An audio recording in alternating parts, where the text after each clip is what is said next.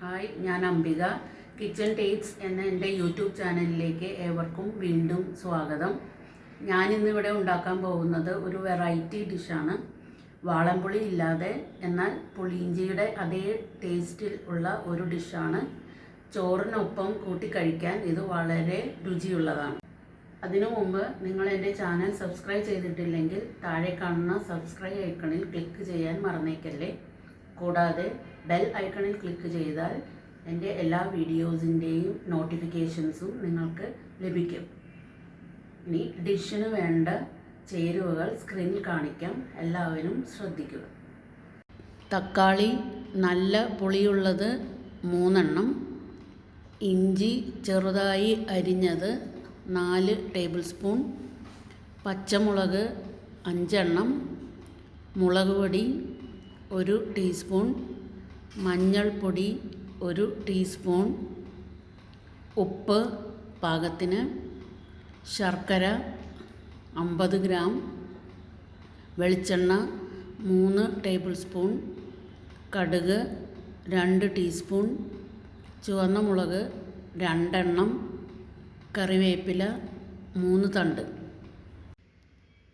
ഡിഷിന് വേണ്ട ചേരുവകൾ: തക്കാളി, ഇഞ്ചി, പച്ചമുളക്, ശർക്കര, ഉപ്പ്.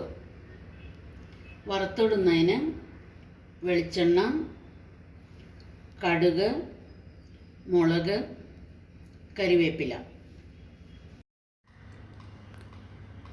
ആദ്യമായി വെളിച്ചെണ്ണ ചൂടാക്കി ചെറുതായി അരിഞ്ഞു വച്ചിരിക്കുന്ന ഇഞ്ചിയും പച്ചമുളകും നന്നായി വഴറ്റുക.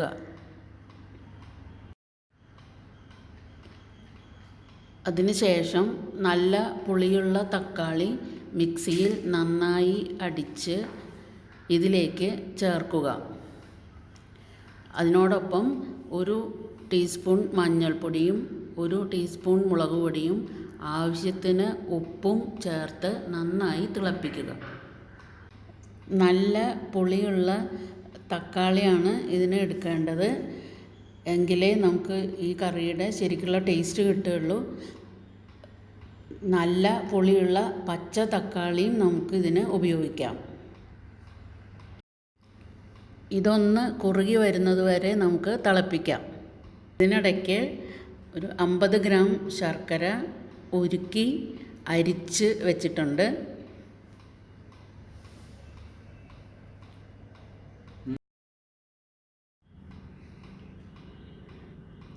ശർക്കര ഉരുക്കിയത് നമുക്കിതിലേക്ക് ചേർത്ത് കൊടുക്കാം. ശർക്കര ഒന്ന് അലിയുന്നത് വരെ മാത്രമേ ഉരുക്കിയിട്ടുള്ളൂ.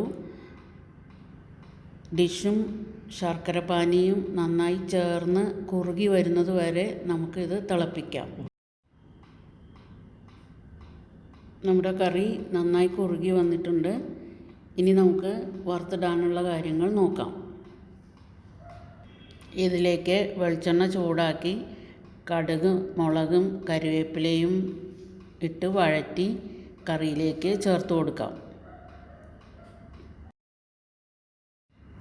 ഇപ്പോൾ നല്ല സ്വാദുള്ള തക്കാളിക്കറി റെഡിയായിട്ടുണ്ട്. ഇത് നന്നായി ആറിയതിന് ശേഷം ഉപയോഗിക്കുമ്പോഴാണ് സ്വാദ് കൂടുതൽ കിട്ടുന്നത്.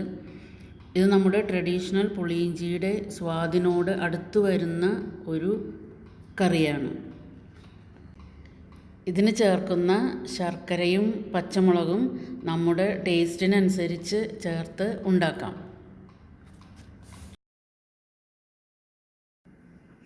നിങ്ങൾക്കെല്ലാവർക്കും എൻ്റെ വീഡിയോ ഇഷ്ടമായെന്ന് കരുതുന്നു. ഇഷ്ടപ്പെട്ടാൽ ലൈക്ക് ചെയ്യാനും ഷെയർ ചെയ്യാനും മറന്നേക്കല്ലേ. കൂടാതെ അഭിപ്രായങ്ങളും നിർദ്ദേശങ്ങളും കമൻറ്റ് ബോക്സിൽ ഇടാനും മറക്കല്ലേ. മറ്റൊരു വിഭവവുമായി വീണ്ടും കാണാം. Thank you for watching my video. By.